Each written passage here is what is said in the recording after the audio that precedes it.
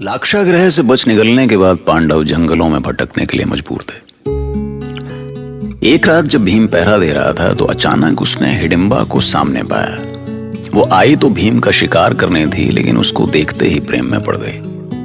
प्रेम, समझते हैं ना, प्रेम। मैंने हिडिंबा के कठोर मन को प्रेम में मोम की तरह पिघलते देखा है। मैं वो आंख हूं जो मन के अंदर भी झांक सकती है, बाहर भी। मैं आकाश हूं। भीम के जीवन में पहली बार कोई स्त्री आई, लेकिन उसके लिए अपनों की सुरक्षा सबसे पहले थी। इसीलिए वो हिडिंबा को आगे बढ़ने से रोकना चाहता था। अरे तू पागल हो गई है हिडिंबा। मैं बार बार कह रहा हूं कि इस समय मेरा परिवार संकट में है। मैं तुम्हारा कोई प्रस्ताव स्वीकार नहीं कर सकता। यहां मेरे भाई हैं, मां है। मैं उनकी रक्षा करूं या तुम्हारे साथ विवाह करूं? और फिर मैं तो ये भी नहीं जानता कि तू है कौन, कहां से आई है और मेरे साथ क्यों विवाह करना चाहती है। मैंने तुमसे कुछ नहीं छुपाया है कुमार। मैं राक्षसी हूँ।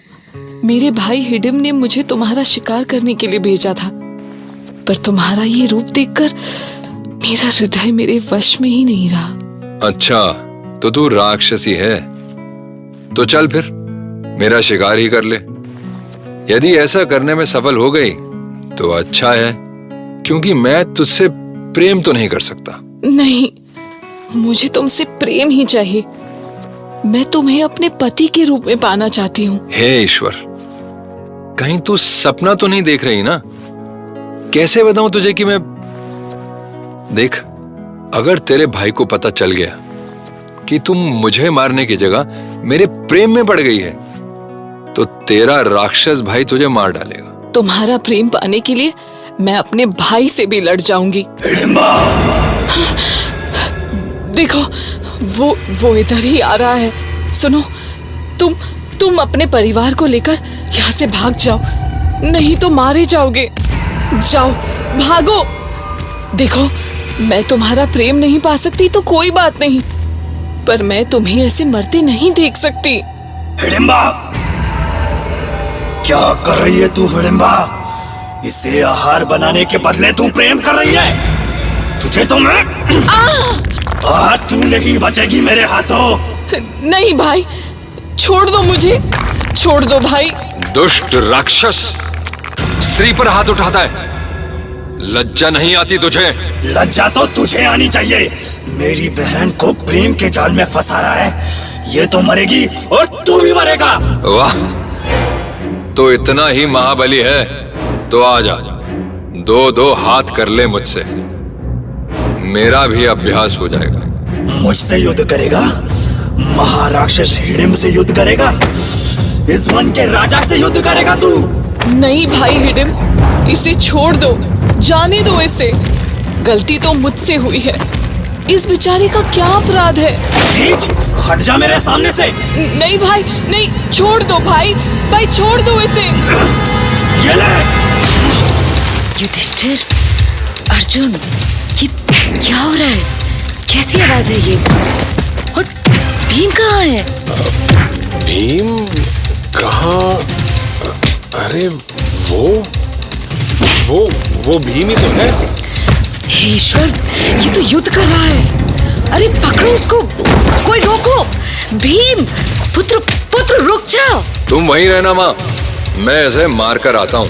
अरे पर क्यों मारने पर तुला है इसे भीम? इसने स्त्री पर हाथ उठाया माँ, मैं इसे नहीं छोड़ूंगा।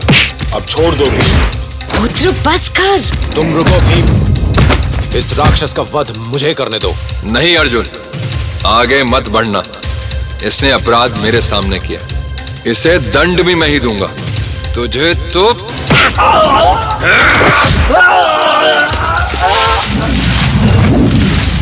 छोड़ दो भीम, अब छोड़ भी तो दो इसे। लो, छोड़ दिया।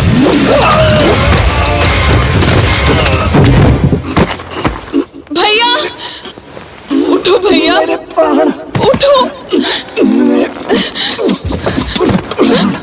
नहीं, मुझे छोड़कर मत जाओ भाई। अब किसके सहारे जीऊंगी? ये तुमने क्या किया भाई? मुझे क्षमा कर दो। ये सब मेरी वजह से हुआ है। क्षमा कर दो भाई। भीम, भीम ये क्या किया तुमने? क्रोध मत करो माँ, मैं इसे मारना नहीं चाहता था। वो तो भैया ने कहा छोड़ दो तो मैंने छोड़ दिया। तो फिर इतनी शक्ति दिखाने की क्या आवश्यकता थी? आपने तो इसे उठाकर चट्टान पर पटक दिया। जीवित कैसे बचता बेचारा? मैं तो बस इसे दंड देना चाहता था। मुझे क्या पता कि ये मर ही जाएगा। पुत्री, पुत्री रो मत। मैं तुम्हारा दुख समझ रही हूँ। अब मैं कहाँ जाऊं? अब तुम ही मुझे कोई रास्ता बताओ माँ। कहाँ जाऊं मैं? पुत्री, हम भला क्या सहारा दे तुम्हें?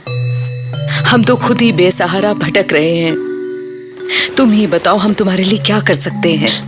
मैंने आपके पुत्र भीम को अपना पति मान लिया है माता। आप मुझे स्वीकार कर लीजिए। मुझ पर दया कीजिए माता।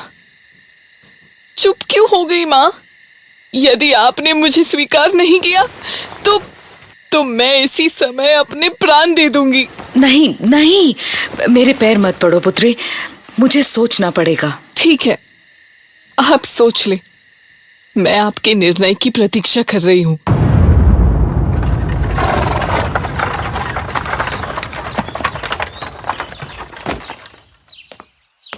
सेवक, वासुदेव को ससम्मान यथोचित आसन दिया गया है ना? जी महात्मा विदुर, वो आपकी ही प्रतीक्षा कर रहे हैं। मुझे सम्मान और सेवा नहीं चाहिए तात विदुर। मैं यहाँ बस सूचना देने आया था। आपको तो सूचना मिल ही गई होगी वासुदेव। मुझे विश्वास है कि सूचना का सत्य भी आपको ज्ञात हो गया होगा। असंख्य असत्यों के बीच छुपे सत्य को ढूंढना बहुत मुश्किल है तात। मैं राजमहल में आने से पूर्व हस्तिनापुर के प्रजा से मिला। अनगिनत सूचनाएं मिली, बहुत कुछ जाना, पर अभी भी बहुत कुछ जानना शेष रह गया। आप क्या जानना चाहते हैं वासुदेव? प्रमाण। मुझे पांडवों और बुआ कुंती की मृत्यु का प्रमाण चाहिए। क्यों?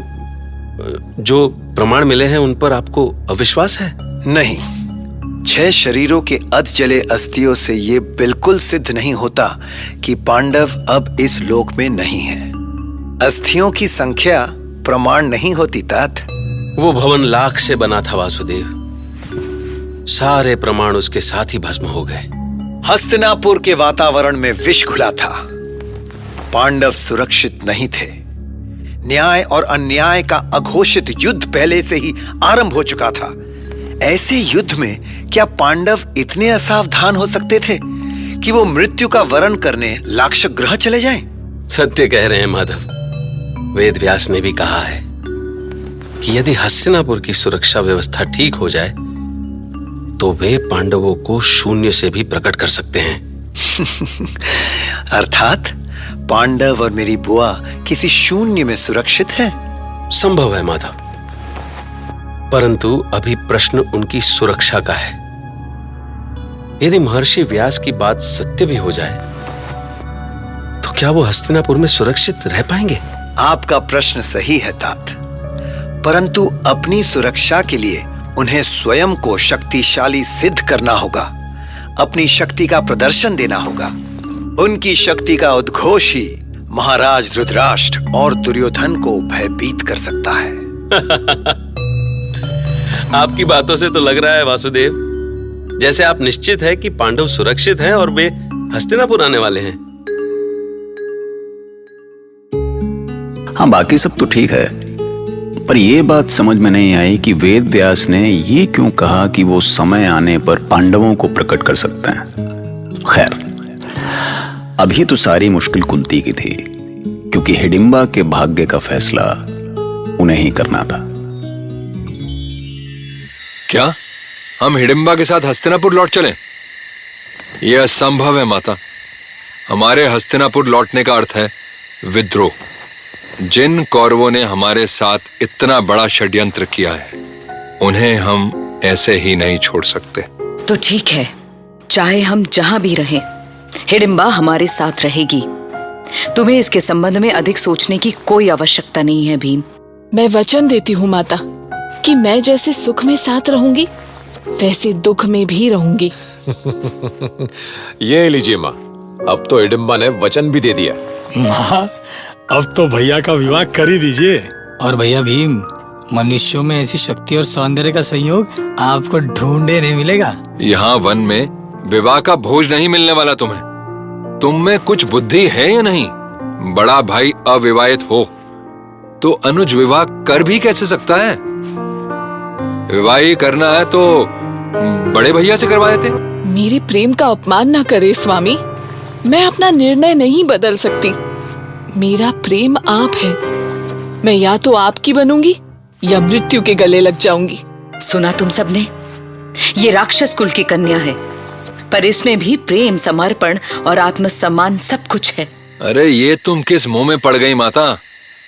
हिडिंबा की बातों में आकर अन्न जल भी भूल गई। हाँ माँ, आपको तो प्यास लगी थी। हिडिंबा का भाई मारा गया है, उसका इस संसार में कोई नहीं बचा। ऐसे में मैं भूख प्यास के बारे में कैसे सोच सकती हूँ पुत्र? पर यदि भीम इससे विवाह भी कर ले तो इसे रखेगा कहाँ? तुम ही बताओ युधिष्ठिर, क्या करना चाहिए? धर्म के अनुसार हम इसे असहाय नहीं छोड़ सकते। मैं भी यही कह रही हूँ। मैं मानवता की बात कर रही हूँ। पर कहीं हिडिंबा राजकुल की बहू बनने के लालच में। मैं तो ये भी नहीं जानती कि मैंने जिसे अपना पति माना है वो कोई राजकुंवर है। मैं तो बस कुमार भीम से उनके जैसे एक पुत्र की कामना करती हूँ जो मेरे जीने का बहाना बन जाए। तो ठीक है, भीमसेन तुम्हारे साथ 2 वर्षों तक रहेगा। तब तक तुम इसके बच्चे की माता भी बन जाओगी। और तुम्हें अपने पुत्र को युद्ध कला के साथ मानवीय संस्कार देने होंगे। उसे भरत वंश के योग्य बनाना होगा। पुत्री, तुम चुप क्यों हो गई? क्या तुम्हें यह स्वीकार नहीं? भीम भी तो चुप है माता। क्या पुत्र का जन्म और उसका पालन पोषण सब मैं अकेले ही करूंगी?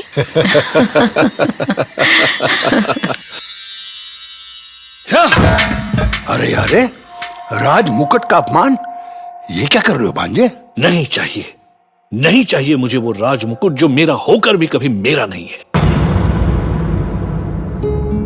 अब दुर्योधन बेचैन था कि जब पांडव मर ही गए हैं तो उसे युवराज बनाने में देर क्यों हो रही है भैया? पांडवों के लिए आंसू की नदियां बहा देने के बाद भी राज मुकुट उसे मुंह चिढ़ा रहा है। पर बाकी सब लोगों के हिसाब से इस शोक के माहौल में दुर्योधन का अभिषेक करना ठीक नहीं था। जब हम सिर्फ अपने बारे में सोचने लगते हैं तब हम दुर्योधन हो जाते हैं, और जब खुद से ज्यादा दूसरों की चिंता करते हैं तब कृष्ण।